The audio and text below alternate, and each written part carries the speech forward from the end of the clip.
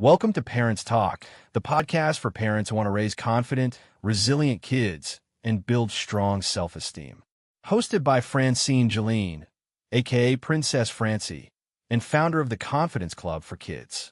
Each episode gives you actionable parenting tips, tools, and strategies to help your children thrive, break the cycle of negative childhood programming, and grow into self-assured, empowered adults. Let's get started.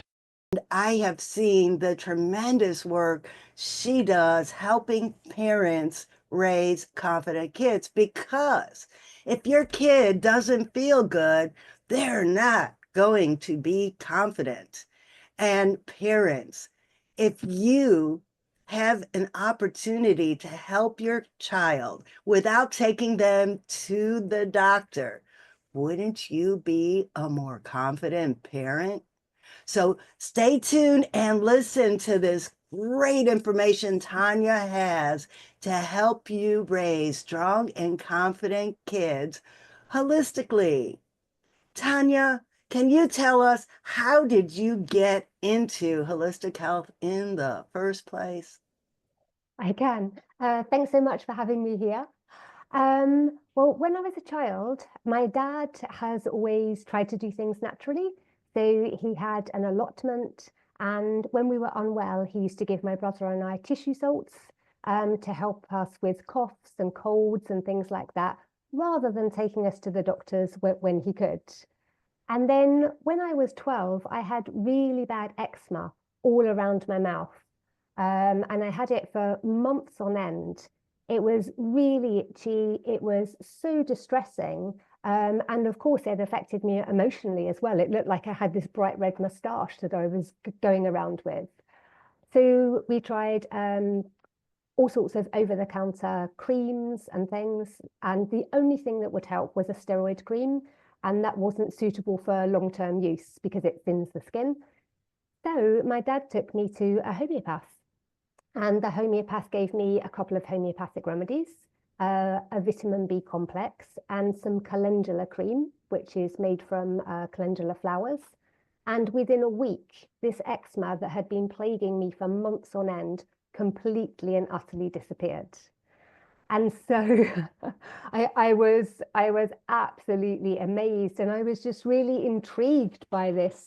Like, what is this? And when I went to the homeopath, he asked me all kinds of different questions, and I was really intrigued by this. And then many years later, I decided, okay, I'm going to train to be a homeopath, and that was the start of it all. Kendall, please tell everyone about this book. So this book is about a beach day, a quiet cloud, and a family's love that shines through. It is a book that I had spent the early years of my daughter's life searching for.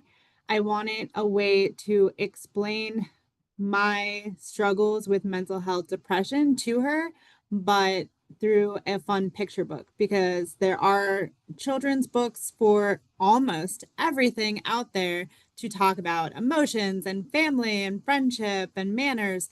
But I couldn't find anything that really got to a parent's perspective on mental health aspects.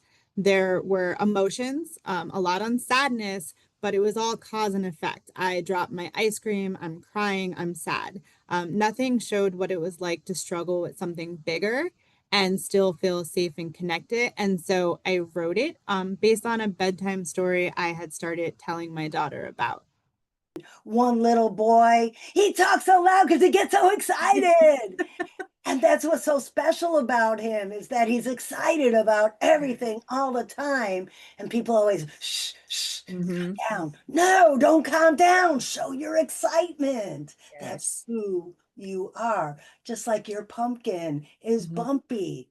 Well, Yes.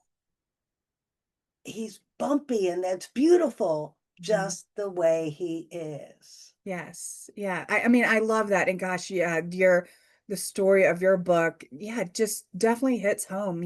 Kids growing up is hard. And at an early age, kids start to recognize differences. They may not understand them, but they understand hair color is different, clothes are different, what we like to do is different, how we speak or our accents, and again, they may not understand what it all means, but they start early. And I think one thing's that adults, I'm not going to say just parents, so any adult with kids can start to normalize being different and being unique and talking about it and celebrating it and really just highlighting, you know, it's fun to be different.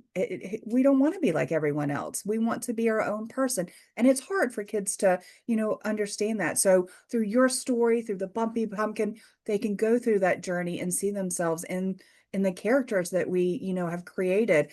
And it's just so special. And I think too, it can generate a lot of great discussions, whether it's in a read aloud forum, it's story time, to talk about what are our characters experiencing, how kids themselves felt like that, what did they do in those scenarios, what about them makes them so special and different, and then celebrate that. So again, I think these books are great conversation starters as well. Again, from the youngest kid to, adults, I think they're messages that really ring true and apply to all of us for sure. Well, I know that I didn't want to let my sparkle shine until I reached my 50s because I was always told I was too much. I was too loud. I was too fat. I was too whatever. To whatever. Yeah, to whatever Mhm. fit in. And that's because I wasn't meant to fit in. Deployment time. Let's turn stress into smiles with practical tips for kids and caregivers left behind. It means that some parent is not there, or maybe a caregiver, maybe it's grandma or an uncle, and maybe they live with them.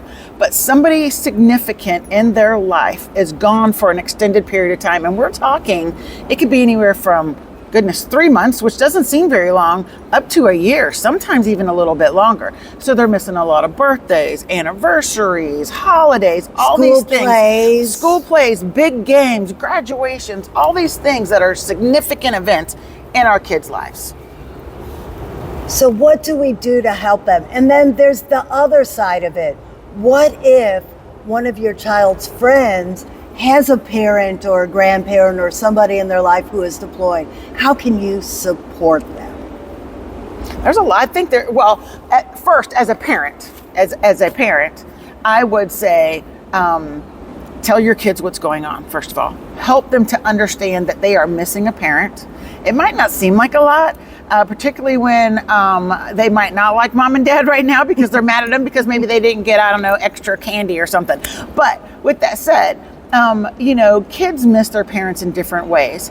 And what I would just tell my kids as a parent, if I knew a family that was having a significant person deploy out of their life, is that, hey, listen, let's watch out for Susie or Jack or whoever that is. They may be going through a really hard time.